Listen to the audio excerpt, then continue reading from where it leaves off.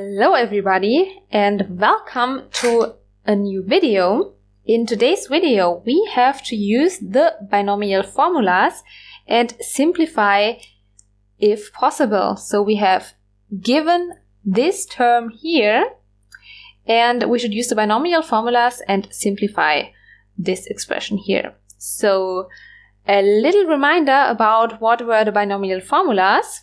So here they are. There are three of them. First line is the first one. So there we have a plus b, this binom and squared, which is this expression. Then we have the second one, which tells us what is a minus b squared, which is this one. And the third one, which tells us if we have a plus b and multiply it with a minus b, then we get this one. And now in our exercise, we should use the binomial formulas. So at least one of those formulas and rewrite this expression here. And afterwards, if possible, we should simplify. Okay, so how do we start? I suggest we look at patterns that we see here in our expression that are also here in one of the binomial formulas. Let's look. We have here a plus b squared. We kind of don't have something like this in our expression. We don't have a bracket and a summation of two parts that are squared. So this probably is not useful. Then same for a minus b squared. We don't have that either. And also a plus b times a minus b. We don't have something in this format here in our expression. So probably we don't need those three. Then let's continue with a square minus b square. Well, we have here, that could be our a square, minus b square. We only have a minus sign here. So this would then be our b square. But to be honest, it's not easy to kind of take the square root of this expression, because like there's no square sign for everything. So I think we also should not continue with this one. Let's look at the other ones. We have a square minus 2ab plus b square.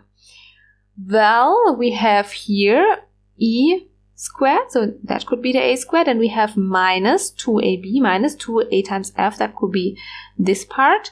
And then we need plus b square. It kind of looks like we might use this one, but still the question is, what would be our b square, honestly? So what would that be? Let's look here. We have a square plus 2ab plus b square. We pretty much have some plus signs, and also there could be a b square. Also, I want to say we have here an expression which has like 5 parts. First part, second part, third part, fourth part, and fifth part. And here, those, they only consist of 3 parts. So now the question is, what is what? And I suggest we try a little bit. If we have a look here at the second binomial formula, the right part of the formula, this one, we see that we have here e squared, which could be our a squared, and we have minus 2 times af, and here we have minus 2 times ab. So it looks exactly the same, but instead of the a, we would have an e, and instead of the b, we have an f. Otherwise, it is the same. But then we would need a b square. So we would need, as here our b would be the f, we would need an f square. Let's look what we have. Do we have an f square? We don't have an f square, but we have 2f square. There is an f square. We could easily get an f square. We have one additional f square as we have 2. So we could just take one f square here, and then this first part we could use the second binomial formula. And that's what I suggest doing as a first step. So we keep the e square minus 2ef, and now we have here 2f square, but we need only 1, so we take plus 1f square, but then it remains 1f square, so we have to, of course, add 1f squared plus 2f plus 1. Okay, so this 2f squared, we split it into f squared plus f squared, which of course is 2f squared. Okay, and now we can use this part here, this first part, and do what we thought about. So we use our second binomial formula here.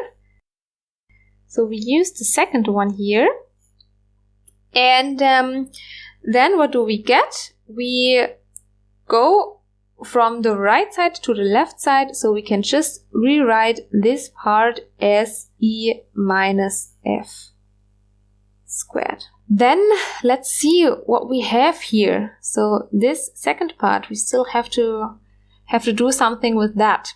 We see we here have an f squared plus 2f plus 1. So we always have plus signs and 3 parts, so it pretty much looks like the first part. So I suggest we try to use the first binomial formula in a way. And so that means that a square would be our f square, so f would be our a. Then b square, this could be our 1, which would mean that, b also would be 1, because 1 times 1 is 1. So if we take the square root of 1, we also get 1. This is why our pink b also would be 1. So that will mean that we have a squared plus now 2 times ab, and we saw that our a here is f and our b here is 1. So that would mean 2 times f times 1, and 2 times f times 1 exactly is 2f. So we see that we already here have the right format for the first binomial formula. We could just use this and go from the right to the left. So this whole expression then is the same as f plus 1 squared.